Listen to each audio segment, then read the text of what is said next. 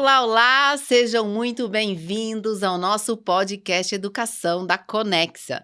E hoje nós vamos falar de um tema que está aí deixando muitos diretores, muitos profissionais da área de educação preocupados. Mas hoje nós estamos aqui para tirar todas as dúvidas, já recebemos algumas perguntas aí das nossas escolas parceiras. Nós vamos falar sobre o ECA Digital, mas eu não vou ficar sozinha nesse papo. Eu tenho aqui uma super convidada que já esteve conosco na última BET Educação Brasil, que é a Alessandra Borelli. Alessandra, seja muito bem-vinda. Apresente-se, por favor. Eu sei que você tem uma vasta experiência com escolas e eu tenho certeza que isso vai dar um grande conforto para o nosso público. Bom, é uma alegria estar aqui. Eu agradeço o convite, agradeço a oportunidade de falar sobre esse tema tão importante que sei tem gerado ainda muitas dúvidas, não só as escolas, mas as empresas de todos os setores. Eu sou advogada, sou especialista em direito digital, em inteligência artificial, em proteção de dados, tendo o eixo da infância como estruturante na minha atuação, que já vai aí para quase 20 anos. Né? Educação, assessoria jurídica, consultoria, sempre voltada para essas questões relacionadas à segurança digital, porém, sob o eixo estruturante da criança e do adolescente. Que maravilha! Não podíamos, então, ter melhor companhia para esse papo, hein, Alessandra? Bom, e eu quero começar aqui te perguntando, né, para você nos ajudar a entender melhor esse contexto. A ECA, na verdade, o Estatuto da Criança e Adolescente foi criado aí na década de 90, onde se existia um ambiente muito presencial e ele estava então todo voltado para esse ambiente presencial. Mas agora a gente tem uma mudança de mundo muito grande, né, um crescimento de um ambiente virtual, digital muito grande. Por isso, então, a necessidade de regulamentar esse ambiente, por isso o ECA Digital. É isso mesmo, Alessandra? Sim, é por aí mesmo. Olha, a primeira coisa que eu acho que é importante esclarecer é que, quando a gente fala de ECA digital, a gente não está falando de uma lei nova cheia de nãos e de proibição. Né? A gente está falando aqui de um ajuste de uma nova realidade. As crianças estão crescendo num ambiente completamente diferente de quando o Estatuto da Criança e do Adolescente ele foi promulgado, o mundo mudou, a escola mudou, mas a lógica, né, de proteção de crianças e adolescentes, ela precisa acompanhar. Então, o ECA Digital na verdade, uma atualização do olhar do Estatuto da Criança e do Adolescente para essa realidade atual. Né? Crianças e adolescentes vivem, aprendem e se relacionam também no ambiente digital. Então, na prática, essa lei ela parte de uma premissa simples e muito humana, né, de que criança e adolescente continuam a ser em condição de peculiar de desenvolvimento, apesar de muito habilidosa com a tecnologia, também no ambiente digital. O que significa dizer que plataformas, aplicativos, sejam eles educacionais ou não, empresas, né, adultos responsáveis e com discernimento maior, precisam proteger, orientar, limitar e não apenas deixar usar a tecnologia porque ela é boa, porque ela é eficiente, enfim. Então, eu costumo dizer que é uma extensão, um complemento do já conhecido Estatuto da Criança e do Adolescente. Sim. E aí, Alessandra, eu aqui lendo, né, o ECA Digital, tentando entender aí nessa mudança, me pareceu que ela acaba trazendo muito mais responsabilidades para as grandes empresas de plataformas digitais. Nós, como nós na Conexa, né, que produzimos conteúdos digitais, pedagógicos, mas principalmente também para as grandes empresas de comunicação, de redes sociais. E isso impacta a escola também? Como isso impacta a escola? Olha, o Estatuto Digital da Criança e do Adolescente, ele é voltado para ambientes digitais. Mas a escola, ela entra nesse jogo justamente por quê? Porque é um ambiente de convivência digital também, além de presencial. E é justamente a ponte com plataformas, com famílias, com alunos E é ali que a criança acaba interagindo, se expondo, sendo exposta, sendo influenciada. É claro, a gente sabe que essa lei, ela, o projeto de lei, né, o 2628, que já vinha sendo discutido há mais de 2 anos, ele teve o seu processo finalizado a partir de um escândalo envolvendo as Big Techs. Mas é uma legislação que tem por objetivo resguardar os direitos da criança e do adolescente em qualquer ambiente digital. É claro, as Big Techs, né, as plataformas digitais conhecidas redes sociais, os aplicativos de jogos, acabam tendo um desafio maior ali. Sobretudo porque, ainda que a escola seja ponte, as coisas acontecem ali. Mas o ECA digital, ele se aplica também às escolas justamente pelo fato de não estar restrito às Big Techs, e assim a ambientes digitais que sejam direcionados a crianças e adolescentes ou que possam simplesmente serem por elas acessados.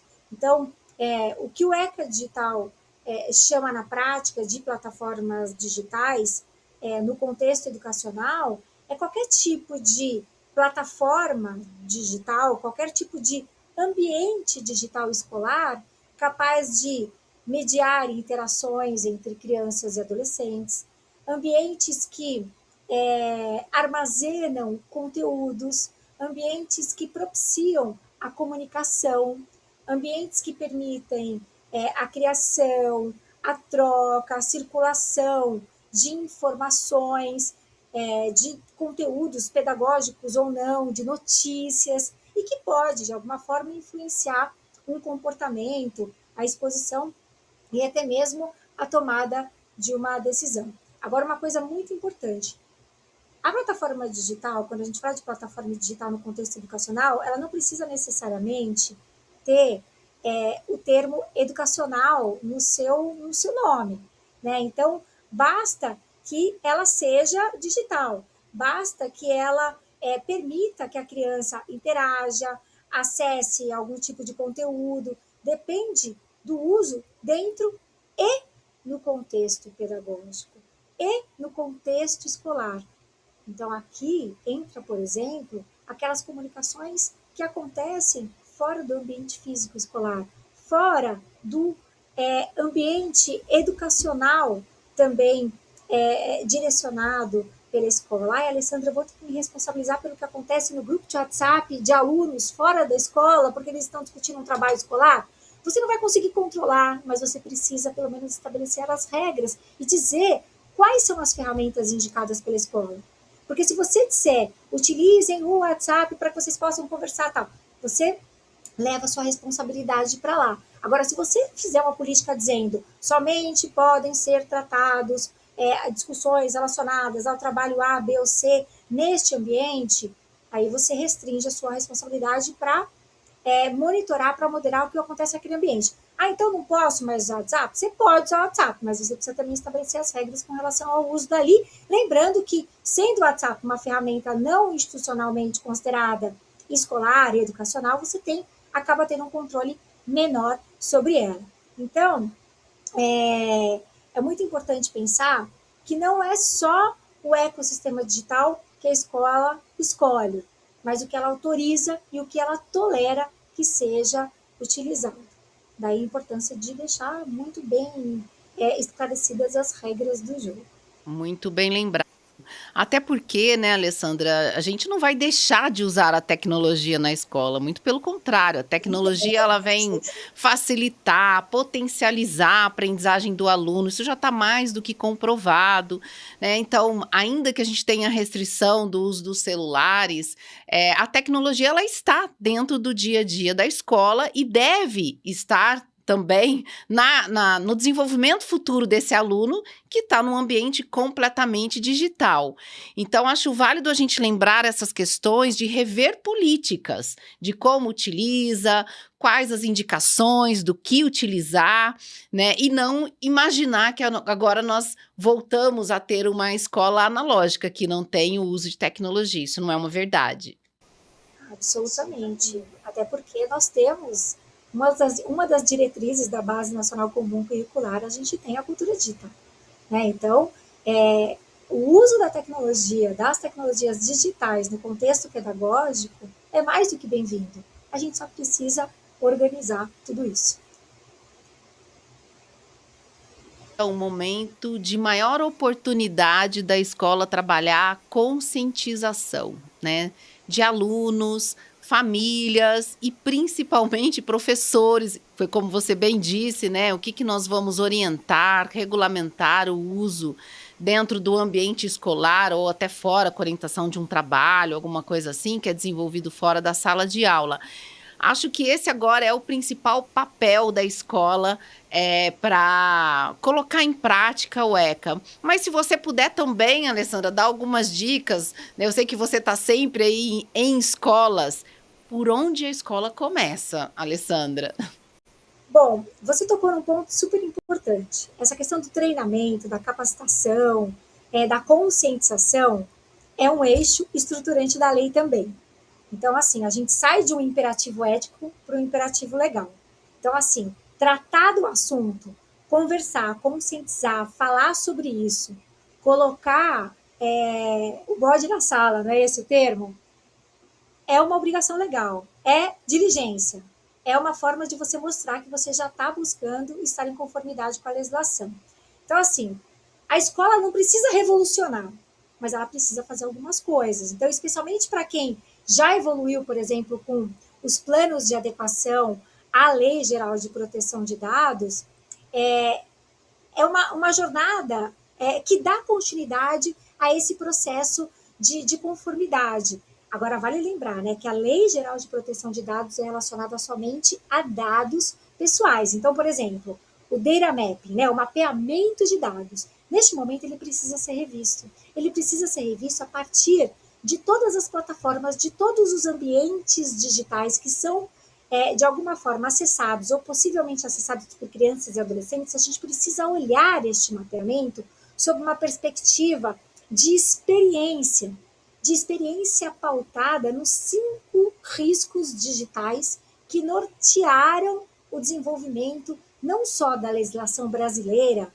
né, de proteção digital de crianças e adolescentes, mas as legislações do mundo todo, do Reino Unido, da Austrália, do Canadá, né, está também direcionando outras legislações de outros países que são conteúdo, contato, conduta, contrato e comércio. Ou seja, né, o que a criança consome, né, que tipo de conteúdo pode ser acessado por meio daquela plataforma, que tipo de conduta pode ser instigada, que tipo de conduta é praticado pelo aluno, né?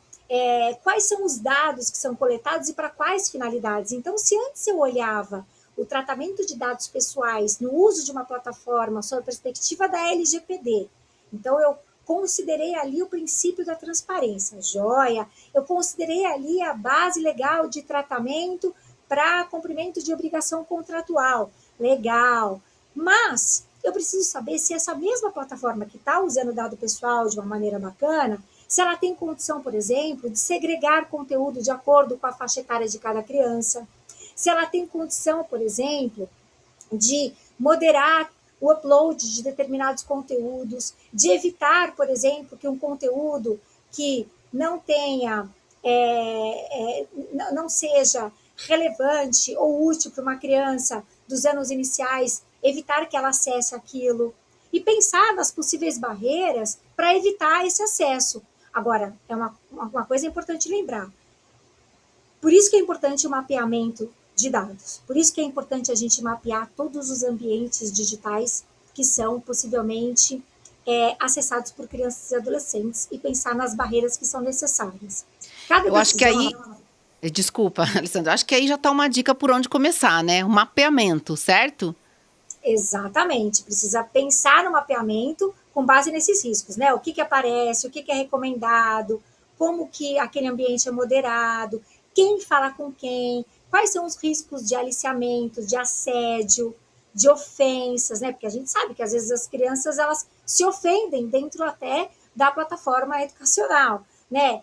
quais são os lugares que possivelmente pode ter a prática do bullying, do cyberbullying, né, os padrões nocivos, a própria dependência digital, o comportamento de dependência digital também é um eixo da legislação, né? Não saia daqui, você vai perder tudo, né? Se você sair desta gamificação, por exemplo, que tenha uma matéria que gamifica o aprendizado. Quando você estimula a criança a ficar mais tempo ali, você está adotando uma prática que é vedada pela legislação. Né? Então, você não pode fazer com que a criança fique mais conectada do que o necessário. Né? As próprias compras dentro desses ambientes, apostas, né? E a coleta de dados que a gente já sabe. Então, a gente já parte da segurança por padrão e da privacidade por padrão. Então, se a escola entende esses 5 eixos, fica muito mais fácil fazer esse diagnóstico, porque é a partir desse diagnóstico que a gente vai pensar nos riscos, nas lacunas, nas providências que a gente precisa adotar, avaliar o impacto daquilo, né? Porque pensa, puxa, nessa plataforma aqui, eu preciso pensar no que é conteúdo pedagógico relevante para cada faixa etária. Se uma criança dos anos iniciais, por um descuido, acessar um conteúdo de química, de física, sei lá, de geografia que ainda não está adequado para a sua capacidade de compreensão, qual o prejuízo que ela vai ter?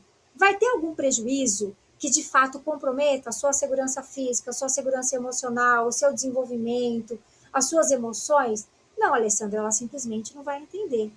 Mas e se essa mesma criança dos anos iniciais acessou, por exemplo, um conteúdo sobre o sistema reprodutor? Ela não entendeu. E a gente sabe, né, que alguns conteúdos tem aluno do ensino médio que não tem maturidade para acessar alguns tipos de conteúdos que vão ficar fazendo lá umas piadinhas nada a ver. Mas uma criança que não tem capacidade de discernir aquilo que está sendo dito ali e que possa lhe causar algum tipo de constrangimento, algum tipo de emoção negativa, algum tipo de medo, algum tipo de aflição, desencadear um processo de ansiedade. De repente a gente vai falar sobre anorexia numa aula para alunos de anos finais. Né? E aí esse conteúdo ele é acessado por uma criança dos anos iniciais, então, veja, é uma granularidade que a gente não pensava, que aparentemente poderia ser considerado inofensivo, mas esse cuidado precisa ter, é sair desse automático. E aí, a partir de todo esse mapeamento, a gente precisa implementar algumas práticas. Então, quais são essas práticas? Justamente a categorização por idade, a moderação de conteúdo, né? Por exemplo, quando é utilizada a inteligência artificial para desenvolver conteúdo programático, conteúdo pedagógico, para correção de provas, a gente precisa utilizar e ter como regra a supervisão humana. E precisa aprovar essas decisões. Então, a gente tem, né, não sei se vocês conhecem o CRIA, né, o Child Rights Impact Assessment. É justamente uma metodologia que parte do cuidado para chegar na decisão. Quando eu conheço aqueles 5 riscos e consigo tomar as decisões no uso de ambientes digitais na minha empresa, na minha instituição de ensino, e consigo justificar por que eu tomei a decisão, eu assumi o risco aqui, mas o risco aqui ele vai ser mitigado por meio desta medida. Quais medidas? Uma política bem estruturada, numa linguagem simples, um comunicado para as famílias numa linguagem clara, numa linguagem simples também. Não adianta a gente fazer um monte de política, um monte de documento de 30 páginas. Aqui, o meu convite é para que as escolas adotem o Vigioló. Muitas escolas, muitas empresas já têm utilizado isso. O que é o Vigioló? O Vigioló é uma maneira clara de trazer informação jurídica. É uma maneira de, inclusive, você mostrar diligência, respeito e compromisso com quem está lendo, seja um aluno, seja um professor, seja uma família. Então, são os controles técnicos, né, que a gente acabou de falar, os controles organizacionais, que são as atualizações dos termos, as próprias capacitações, os controles processuais, que são as jornadas, onde que eu preciso de consentimento. Eu não preciso de consentimento para tudo. Existem momentos que são necessários de consentimento, mas existem outras bases legais da LGPD e outras situações também estabelecidas pelo próprio ECA Digital, que dispensa o consentimento, que atribui outras diretrizes, canais de denúncia quando necessário, né? E aí um ponto também importante aqui para finalizar essa jornada é a criação de alguns comitês, né? Estabelecer direitinho de quem é o papel dentro da instituição.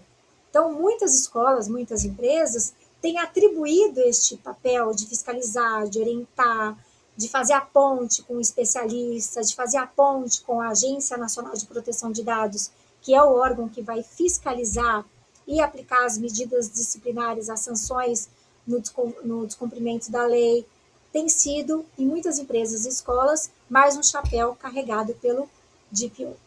Então, é importante deixar cada um aí no seu papel para que todos esses processos fluam da maneira mais orgânica possível. Não, tem aqui no nosso papo várias dicas aqui de onde a escola começar, mas sem dúvida, eu acho que um ponto que eu gostaria de ressaltar, como você disse, né, Alessandra, é utilizar os canais institucionais. Ainda que a gente tenha muitas coisas, muitas ferramentas gratuitas disponíveis, eu vejo hoje muito professores utilizando as inteligências artificiais para fazer adaptações, correções de provas, enfim. Acho que é preciso olhar para isso, regulamentar, né, como você mesmo disse, mapear e formar esses profissionais, orientar esses profissionais. Agora, tem mais um item aqui que eu queria te perguntar, que isso tem me causado assim um certo... me chamado bastante a atenção, que é o uso das crianças, né, e eles gostam disso, nas redes sociais das escolas, né? Eles participam, eles fazem músicas, fazem danças, enfim, professores, alunos. Isso é muito comum, né? Todos os Instagrams que a gente hoje, TikTok, que a gente vê de escola, isso é muito comum. E como a escola pode estar mais amparada legalmente para que amanhã depois ela não tenha aí uma surpresa desagradável com isso?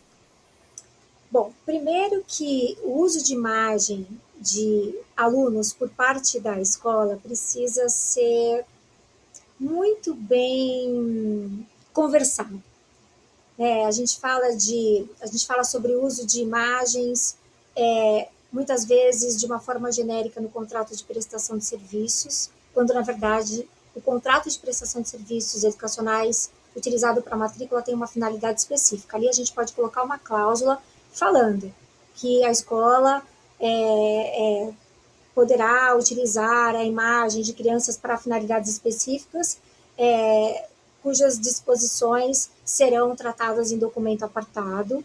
E esse documento apartado, ele precisa também ser muito granular, porque para além do Estatuto Digital da Criança e do Adolescente, nós já temos tramitando no Congresso Nacional um projeto de lei que fala justamente sobre o uso de imagens de crianças e adolescentes pelas escolas. Então, quando eu falo em termo granular, a gente tem que pensar num termo voltado para o uso de imagens para fins pedagógicos, então fins estritamente pedagógicos, para redes sociais, para publicação nas redes sociais, é outra finalidade, para fins comerciais, é outra finalidade. O que significa dizer que estes documentos, eles precisam, além de estabelecer as regras, o prazo de validade, o prazo de vigência, eles precisam também estabelecer os detalhes inerentes a esse tipo de exposição. Por quê? Porque conteúdo digital não tem devolução, e quando a gente compartilha algo por meio da internet, a gente perde o controle sobre aquilo. Então, se antes esta já era uma preocupação por parte tanto das famílias, como também por parte das próprias escolas, hoje com o uso da inteligência artificial, não basta a escola ter o cuidado de postar uma foto de uma criança numa situação em que não lhe cause constrangimento hoje ou no futuro. Hoje, com o uso da inteligência artificial, uma foto ela pode ser adulterada, ela pode ser descontextualizada. Então, esse é um cuidado que precisa ter. E um cuidado que, por exemplo, a gente pode ter considerando a utilização da imagem, por isso que a gente precisa de um termo específico que traga segurança não só para as famílias, mas sobretudo especialmente para a própria escola, por exemplo, utilizar as imagens num contexto mais coletivo, num contexto mais distante, enfim, essa é uma pauta que a gente pode tratar até num outro fórum, porque tem muito assunto para falar sobre isso. Então, tem que ter cuidado, sim, nessas autorizações e sempre de uma forma granular, muito específica e levando em consideração todas as questões relacionadas não só ao ECA digital, mas à própria Constituição Federal e a essas responsabilidades que agora se desdobram a partir do uso da inteligência artificial. Agora, um outro ponto importante é que quando a gente fala de rede social, a gente não está falando de rede social do professor, o perfil do professor, que precisa também se resguardar juridicamente, né? O perfil do professor, ele não é um perfil atrelado à escola, é um perfil pessoal, é um perfil dele. Então precisa também ter cuidado para verificar direitinho, uma vez que a autorização concedida pela família para uso de imagem daquela criança, daquele adolescente, seja lá qual for a finalidade, qual foi o termo autorizado, ele é conferido à instituição de ensino, não ao professor na pessoa física. E aí, quando você fala também de canais institucionais, canais oficiais, de novo, a lei não proíbe a utilização de WhatsApp, mas por uma questão até de melhor controle institucional, de salvaguarda, né, de moderação, né, até para que você possa ter uma maior segurança, tanto com relação ao cumprimento das regras em si, a recomendação é que você ou utilize um canal de comunicação que tenha nascido para essa finalidade institucional / pedagógica, ou que você realmente estabeleça as regras e realize todas as configurações de privacidade possíveis nesta ferramenta que você optou por utilizar, que não seja voltada para a finalidade pedagógica. Lembrando que esses ambientes, ainda que realize a configuração de privacidade, são ambientes que não estão livres de sofrerem algum tipo de bug, né? Algum tipo de problema. Né? Eu costumo brincar, puxa, se o Zuckerberg tropeçar num fio e aquela configuração de privacidade falhar, tudo bem se aquele conteúdo vazar? Então, a gente tem que ter cuidado com tudo que a gente compartilha no ambiente digital, sobretudo nesses grupos. E aqui eu me refiro a imagens, a informações sensíveis sobre crianças e adolescentes e outras situações que possam colocar em risco a sua segurança física, emocional, o seu desenvolvimento, enfim. Alessandra, muito obrigado. Foi ótimo papo. Eu tenho certeza que as nossas escolas já retiraram aqui, já anotaram várias dicas de onde começar.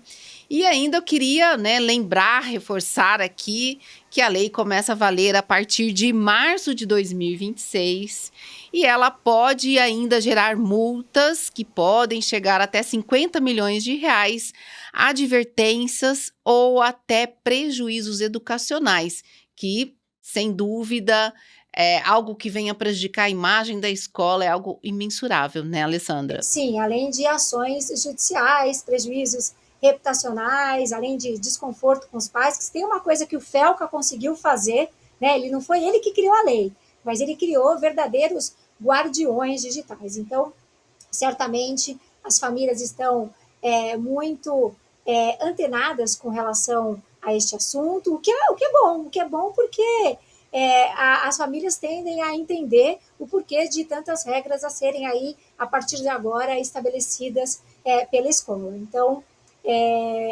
eu sugiro que vocês comecem esse processo aí de adequação com uma conversa específica com as famílias sobre esse assunto, para que saibam o que a escola está fazendo, uma conversa específica com os professores, coordenadores pedagógicos, orientadores, para que todos estejam na mesma página, e depois até um bate-papo com os alunos, para que entendam que muitas das regras estabelecidas pela escola são respaldadas numa legislação.